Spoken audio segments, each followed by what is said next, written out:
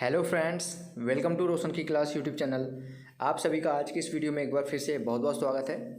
दोस्तों, आज की इस वीडियो में हम देखेंगे जियोग्राफी यानी कि भूगोल के एनसीईआरटी क्लास 6 का। यहाँ पे हम अध्याय 1 का क्वेश्चन आंसर देखेंगे और इस चैप्टर का नाम है सौरमंडल में पृथ्वी।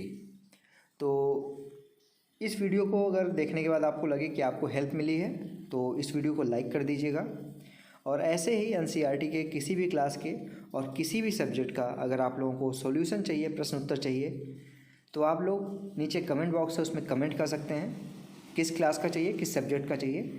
मैं 1 से 2 दिन के अंदर गारंटी देता हूँ आप लोगों तक वो सॉल्यूशन पहुँचा दूँगा, खुद क्रिएट करके अच्छे तरीके से समझा के। और अगर आप लोग ऐसे ही डेली बेसिस पे एनसीईआरटी के सॉल्यूशंस देखना चाहते हैं तो रोशन की क्लास यूट्यूब चैनल को सब्सक्राइब कर सकते हैं। नीचे जो लाल कलर का सब्सक्राइब लिखा होगा, बटन आ रहा होगा, उस पर क्लिक करके जैसे ही सब्सक्राइब करेंगे एक बेल आइकन आएगा, उसको दबा के ऑल नोटिफिकेशन ऑन कर लीजिएगा। तो अब दोस्तों देर नहीं करते हैं, चलते हैं देखते हैं यहाँ पे सौरमंडल में पृथ्वी, जो कि अध्याय पहला है, इसका प्रश्न उत्तर क्लास 6 का पहला प्रश्न है। यहाँ पे देखिए, निम्नलिखित प्रश्नों के उत्तर संक्षेप में देना है। पहले तो मेरा बस इतना रिक्वेस्ट है कि अगर आप लोग इस चैप्टर का क्वेश्चन आंसर देख रहे हैं तो इस चैप्टर को एक बार रीड जरूर कर लें, एक बार पढ़ जरूर लें, एक बार सरसरी निगाह से, यानी कि एक बार किसी भी तरीके से एक बार पढ़ लें उस चैप्टर को, जिससे यहाँ पे मैं जब क्वेश्चन का आंसर बताऊँ तो आप लोगों को वो सारी चीज़ें और अच्छे से समझ में आएंगी।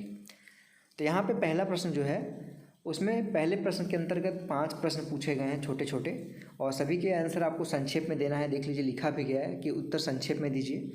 तो पहला प्रश्न है, ग्रह और तारे में क्या अंतर है। तो यहाँ पे देखिए, ग्रह और तारे में अंतर, एक तरफ मैंने ग्रह बना लिया एक कॉलम में, एक कॉलम में मैंने तारा का कॉलम बना लिया है। तो पहले ग्रह के बारे में देख लेते हैं। ग्रह जो होता है उसके पास खुद का प्रकाश, जैसे पृथ्वी एक ग्रह है तो इसका पृथ्वी के पास खुद का प्रकाश नहीं है या फिर खुद की ऊष्मा नहीं है, ये सूर्य से ऊष्मा प्राप्त करती है।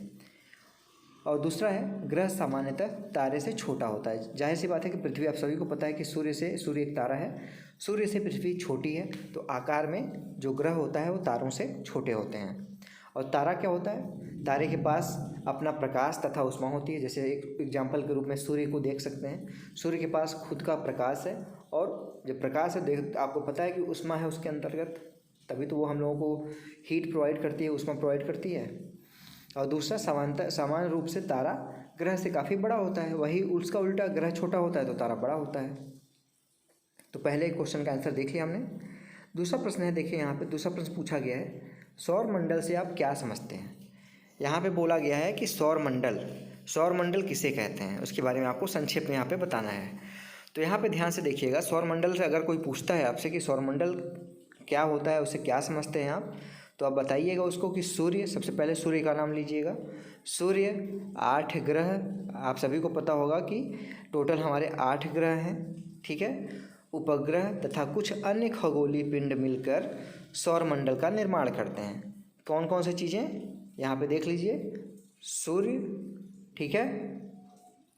उसके बाद यहाँ पे थोड़ा सा मैं कलर चेंज कर लूँ जिससे आप लोगों को अच्छे समझ में आए।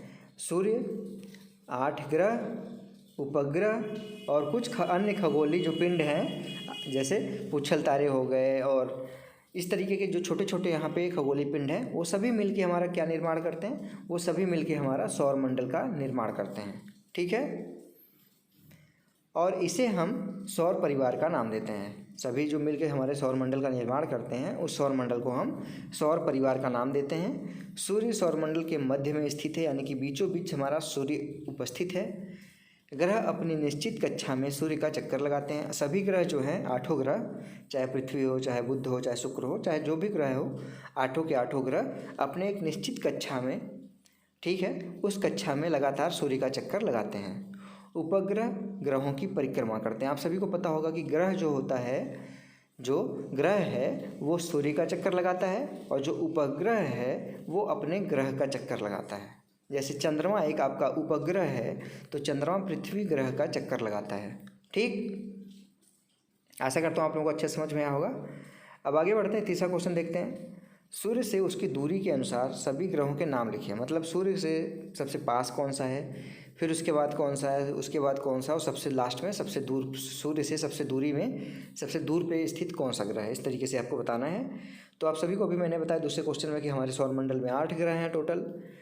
सूर्य से दूरी के अनुसार हुए हैं, यहाँ पे देख लीजिए, यहाँ पे मैंने लिखा भी है और फिगर भी बनाया हुआ है। आशा करता हूँ आपको फिगर भी दिख रहा होगा।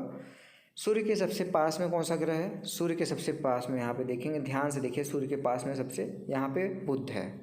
ठीक, बुध के बाद कौन सा है? बुध के बाद यहाँ पे देखिए शुक्र है दूसरे नंबर पे।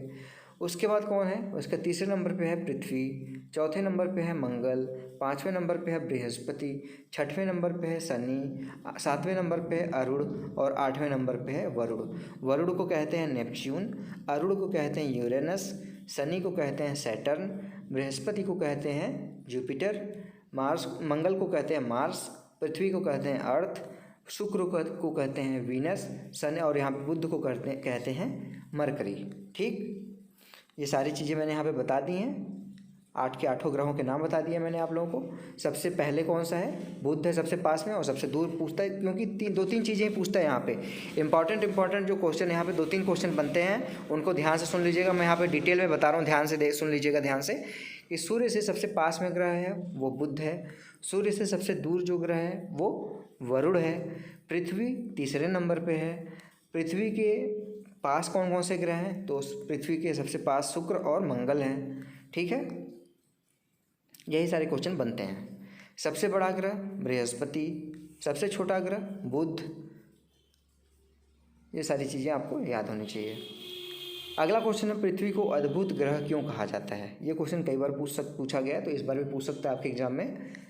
पृथ्वी को अद्भुत ग्रह क्यों कहा जाता है? तो इसका उत्तर है, पृथ्वी को अद्भुत ग्रह कहा जाता है क्योंकि पहला 3 पॉइंट यहाँ पे लिखा गया है, जीवन के अनुकूल परिस्थितियाँ संभवतः केवल पृथ्वी पर ही पाई जाती हैं। यानी कि आप सभी को पता है कि सब लोग कहते हैं कि पृथ्वी के अलावा और भी कोई ग्रह है जहाँ पे जीवन उपस्थित है, जहाँ पे एलियंस रहते हैं, लेकिन ये इसकी संभावना की जाती है, कोई निश्चित यहाँ पे बता नहीं सकता। तो यहाँ पे लिखा गया है कि जीवन के अनुकूल परिस्थितियाँ संभवतः केवल पृथ्वी पर ही पाई जाती हैं, यानी कि जीवन सिर्फ पृथ्वी पर पाया जाता है। दूसरा, पृथ्वी पर जल उपलब्ध है जो हमारे जीवन के लिए आवश्यक है। पृथ्वी पर जीवनदायी ऑक्सीजन गैस और ओजोन परत पाई जाती है। अगर ऑक्सीजन ना हो या फिर ओजोन परत ना हो तो भी यहाँ पे पृथ्वी पे जीवन संभव नहीं होगा। ओजोन परत की वजह से सूर्य का प्रकाश डायरेक्ट पृथ्वी पे आएगा, अल्ट्रावायलेट यानी कि यूवी रेज डायरेक्ट हमारे शरीर पे पड़ेंगी और जिससे हमारे शरीर में कैंसर का खतरा बढ़ जाता है। अगला क्वेश्चन देखते हैं, हम हमेशा चंद्रमा के एक ही भाग को क्यों देख पाते हैं? ठीक है, आप देखते होंगे चंद्रमा को, तो वहाँ पे एक चंद्रमा पे हल्का सा धब्बा नुमा दिखाई देता है, वही हमेशा दिखाई देता है। तो ऐसा क्यों है? तो इसका आंसर देख लीजिए, चंद्रमा लगभग 27 दिन में पृथ्वी का एक चक्कर पूरा करता है। तो आप सभी को पता होगा कि चंद्रमा जो है पृथ्वी का 27.6 घंटों में यहाँ पे पृथ्वी का एक चक्कर पूरा करता है। यह अपनी धुरी पर भी एक पूरे चक्कर में भी इतना ही समय लेता है, यानी कि अपनी धुरी पे वो घूमता है। ठीक है, और उसी के साथ साथ पृथ्वी के चारों तरफ भी चक्कर लगाता है।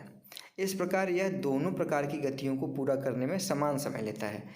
जाहिर सी बात है कि पृथ्वी का जो चक्कर लगाता है वो भी उतनी ही गति से लगाता है जितनी गति से वो अपना खुद का चक्कर लगाता है।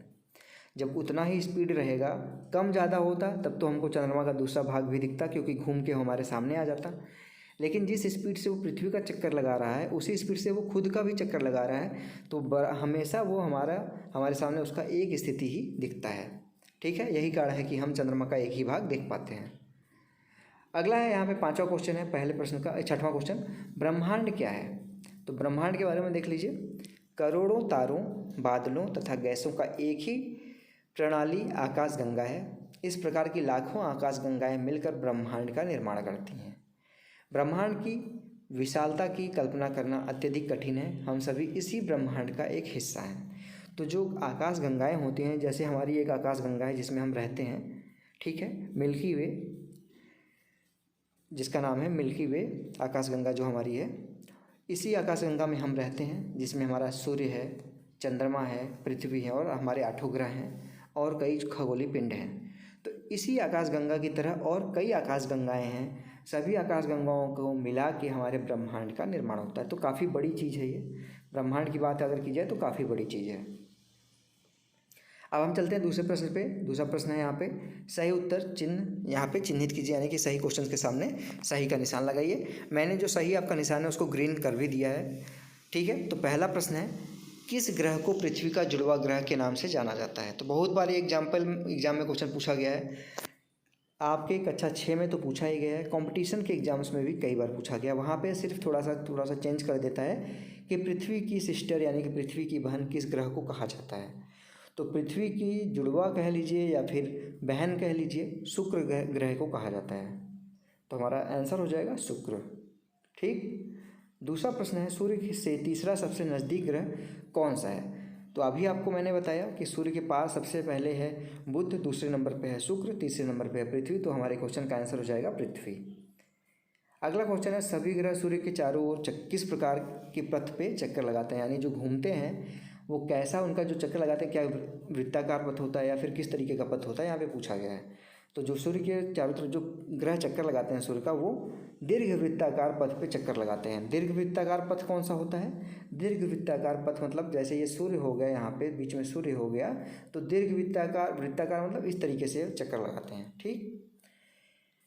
तो इसके आगे अब बढ़ते हैं, आगे के क्वेश्चन देख रहे हैं। ध्रुव तारे से किस दिशा का ज्ञान होता है।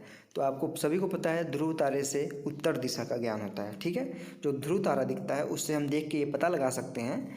बच्चों आप भी अपने घर में हैं तो वहाँ पे रात में आप देखने की ज़रूर कोशिश किया करिए। सबसे पहले अगर देखेंगे तो सबसे ज़्यादा चमकीला होता है ध्रुव तारा। ध्रुव तारा जब देखेंगे तो उससे आप देखेंगे हमेशा वो उत्तर दिशा का आपको एहसास दिलाएगा, ठीक। तो ध्रुव तारा उत्तर दिशा का एहसास दिलाता है। अगला क्वेश्चन है क्षुद्र ग्रह किन कक्षाओं के बीच पाए जाते हैं। आपसे यहाँ पे पूछा गया है कि क्षुद्र ग्रह जो होते हैं वो किन की कक्षाओं के बीच में, किन किन ग्रहों के कक्षाओं के बीच में पाए जाते हैं। तो मंगल और बृहस्पति के कक्षाओं के बीच में यहाँ पे क्षुद्र ग्रह पाए जाते हैं। अगला क्वेश्चन है तीसरा, खाली स्थान भरना है। यहाँ पे 5 क्वेश्चन है टोटल, पर देख लीजिए खाली रिक्त स्थानों की पूर्ति करना है, फिल इन द ब्लैंक्स। पहला क्वेश्चन है फिल करना है, उसके बाद लिखा गया है का एक समूह जो विभिन्न प्रतिरूपों का निर्माण करता है उसे कहते हैं। यहाँ पे पहले प्रश्न में 2 जगह भरना है। तो पहले प्रश्न का आंसर देख लीजिए, नीचे मैंने लिख दिया है सभी का, यहाँ पे आंसर लिख दिया मैंने 5 क्वेश्चन का।